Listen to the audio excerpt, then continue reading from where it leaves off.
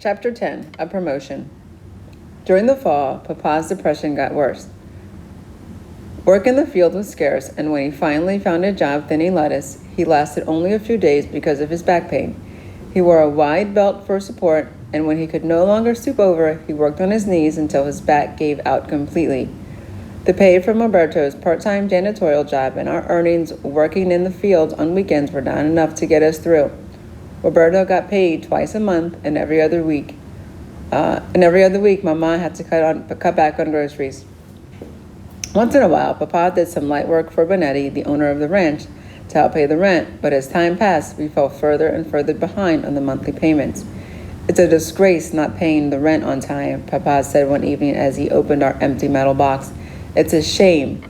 He banged his fist on the kitchen table. A glass flew off, hit the floor, and broke. Trampita and Torito got scared and ran out of the house.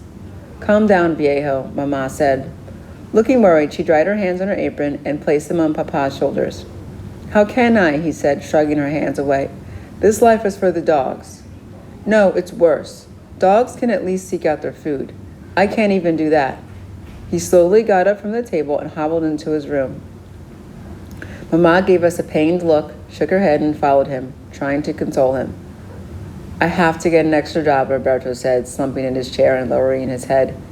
I don't know what else to do. Can't you get Papa a job where you work, I asked. I could help you both after school.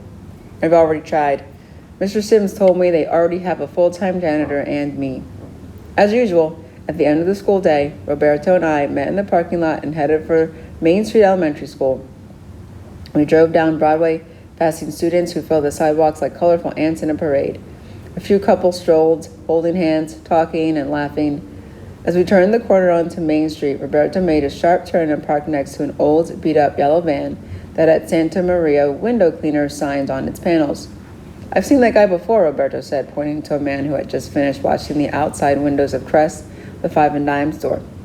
The man tucked his squeegee back into his pant pocket and picked up the bucket and brush and headed towards the van. He was a short, stocky man dressed in khaki pants and a short-sleeved shirt half tucked in. Hi, my brother said nervously as the man loaded the equipment into the back of the truck.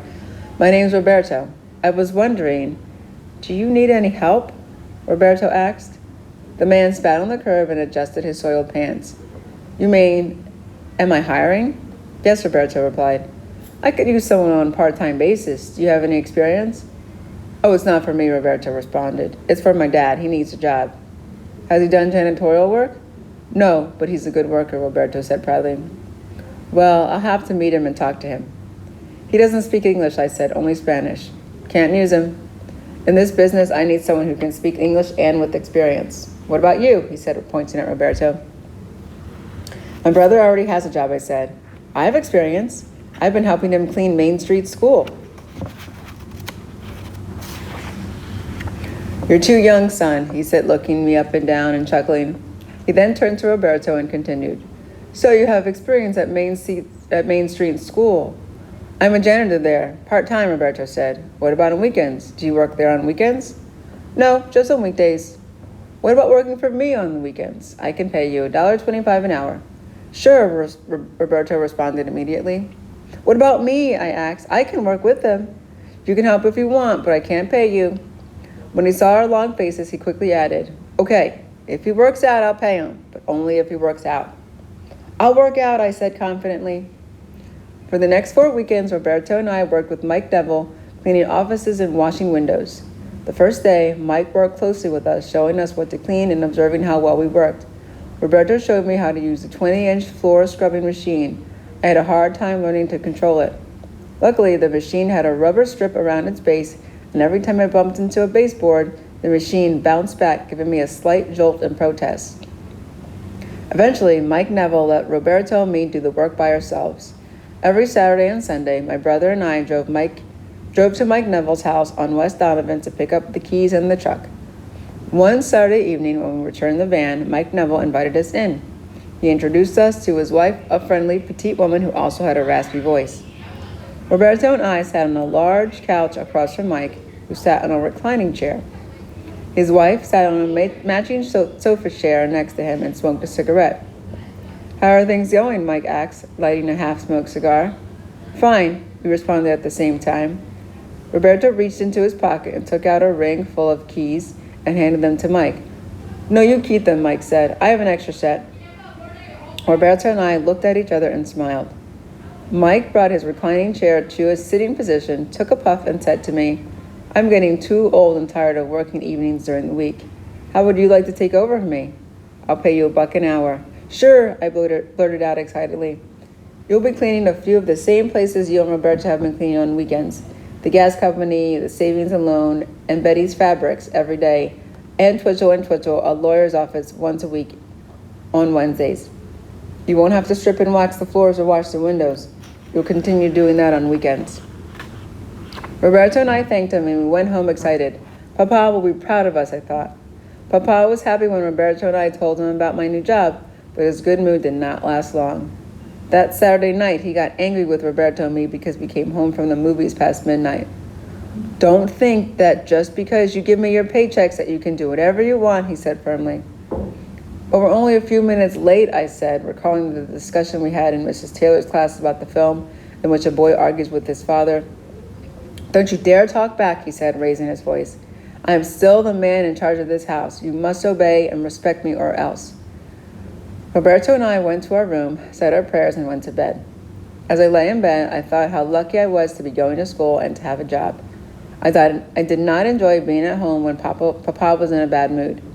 All day Monday, I was excited to start my new job. After my class, I went to the public library on Broadway and worked on my homework.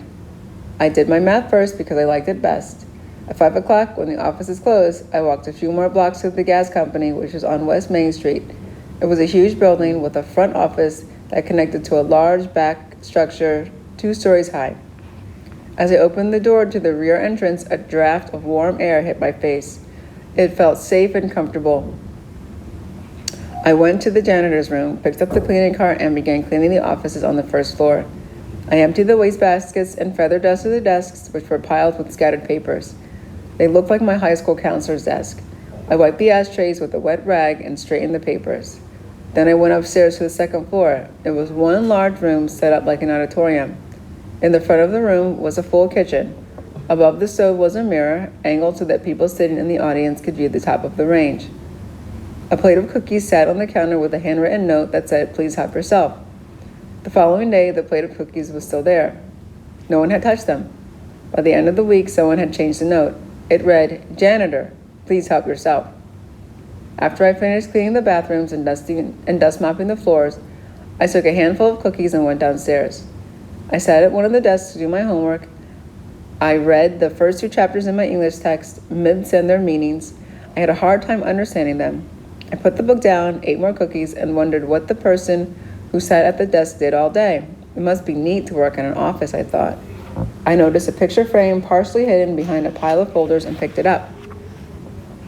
It was a color photograph of a boy dressed in a football uniform and a man standing next to him, smiling proudly with his arm around the boy.